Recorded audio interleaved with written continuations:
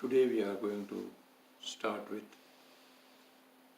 the study of asanas, that is body postures. Basically, there are two types of body postures. One is spiritual and one is physical. Spiritual body postures, that is spiritual asanas, they are meant for dhyan dharana, meditation, concentration, thinking, prayer. All that is done with the spiritual asanas. These are Siddhasana, Vajrasana, then Padmasana and Bhadrasana. These are all spiritual asanas. You know Padmasana, we have done that already. So in these asanas, if you sit continuously for 3.5 hours, it is said that you have won over the asana. Asanjay. And that starts giving you the benefits of asanas. But of course, for our common person, common man, it is not possible or it is not so easy. And therefore, even if you sit for 10-15 minutes like this, you get a full concentration over your thinking, and then you can start meditation quite perfectly. So these are the spiritual asanas. I have already told you the benefits of all these asanas. Now we come to physical body postures. These are done for the body fitness, for the physical fitness of the body. These are done for the elimination of obesity, elimination of cough, getting the muscles toned properly, getting flexibility in your body, removing the stiffness of your body. All these asanas are physical body postures. These body postures, in our this 4 months course, of course there are a number of such physical body postures. Out of that, few are selected, and these are divided into 4 types. One is lying down on the back, lying down on the stomach, then sitting postures, standing postures. That is how the body postures of asanas are divided into 4 types, 4 categories. And each type has a benefit. You know, these asanas or body postures, all of them, a person may not do it, because it depends on your elements. It depends on your stiffness of your body.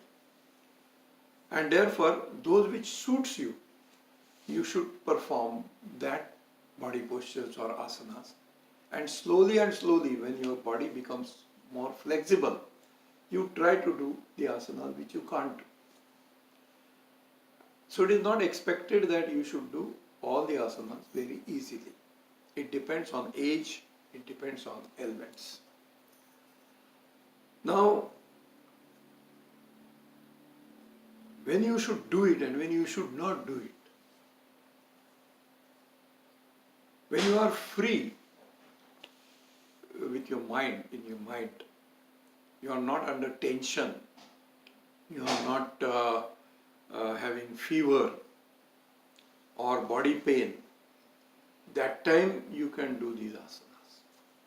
And while doing these body postures, your stomach should be empty at least for 3 to 4 hours.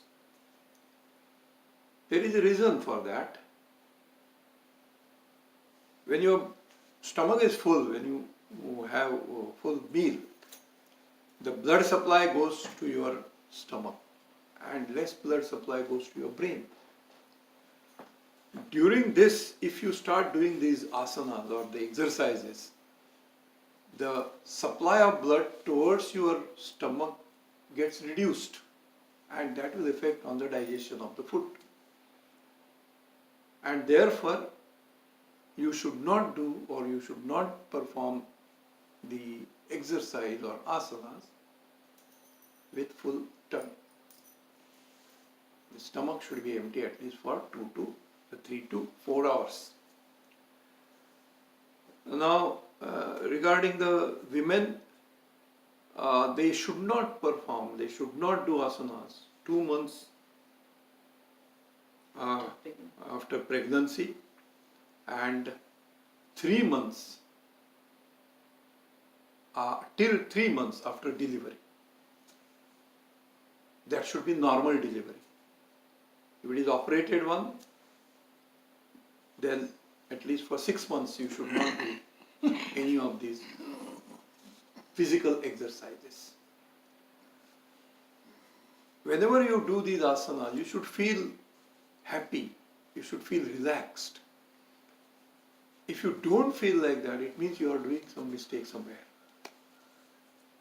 And therefore you can be a judge of your own, that after doing these asanas you are feeling fresh, easy, comfortable. That is how asanas should be performed. The better time for doing asanas is, of course, early morning, because you have a sleep of 5, 6, 7, 8 hours, and then you are empty stomach, you are fresh, you can perform these exercises very well.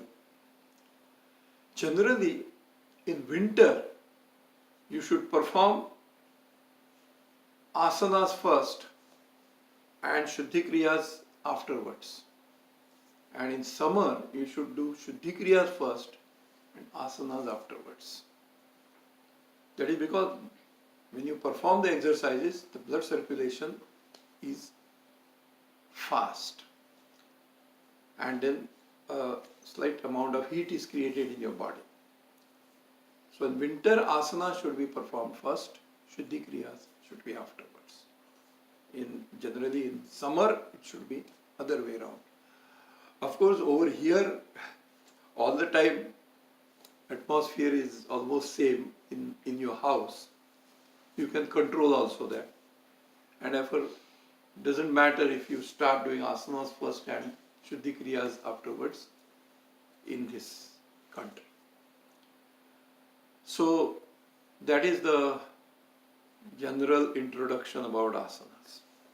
What is the difference between doing asana or body postures and doing exercise in the gymnasium? Which is more advantageous? It is found that doing this practice of asanas or body postures is more advantageous than your body building in the gym. The reason is, when you have weightlifting or such heavy exercises, the muscles become stiff. The blood gets accumulated at particular parts of the body, and the blood circulation is not much. And therefore, you don't remain active throughout. Okay, you have some power. Initially, you may fight properly.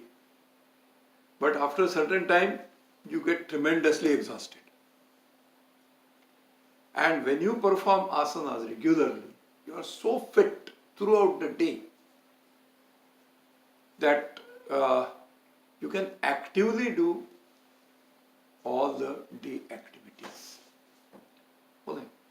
I'll give you one example. Suppose a person with a bodybuilder and a person not so strong but very fit doing asanas regularly, both get dysentery, suppose. That is loose motion. Then, after going for motion 2-3 times, the bodybuilder person gets totally exhausted. He cannot get up even from the bed. Whereas the person who is performing physical exercise properly or asanas and other shuddhi kriyas and all, he can work even throughout the day even if he has the loose motions. Because he has that much power, that much capacity. So that is a basic difference, you can say, between performing asanas and performing exercise in gym. Nowadays, in gymnasium also they give Surya Namaskar and they give certain quick physical exercises which makes you fit. And then afterward they start with this all body lifting, weightlifting and all other exercises. So that is a basic difference. How much space is required for performing asanas? Just 2x4 your this mat. That's all. How much costly? Almost nothing. And how much amount you spend in going to gymnasium? Hundreds of dollars. Or you spend hundreds of dollars and never go to the gymnasium. Yeah. You still don't go home. Yeah, you spend also and you don't go also. That I told already in the beginning. So, no space, no money required. Physical fitness is perfect. If you do this, No transportation. no Transportation. transportation, nothing.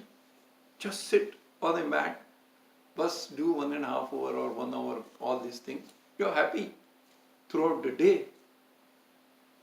You will forget going to doctor. So how much money you are going to save? Tension, stress, everything. You are out of it. So asana should be performed according to one's capacity. I think this much introduction is enough and we'll proceed for asanas today.